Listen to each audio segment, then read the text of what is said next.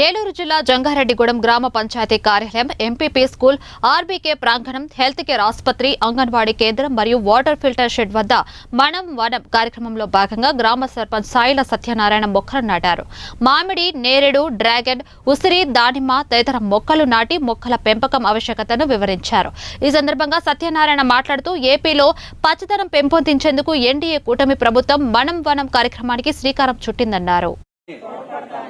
పచ్చని చెట్టే ప్రగతికి సోపాన మార్గమని గుర్తెరిగి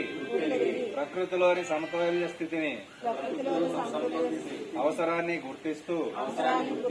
ప్రతి నీటి బొట్టును సద్వినియోగపరుస్తానని చెట్ల ఆవశ్యకత పట్ల అవగాహన పెంచుతూ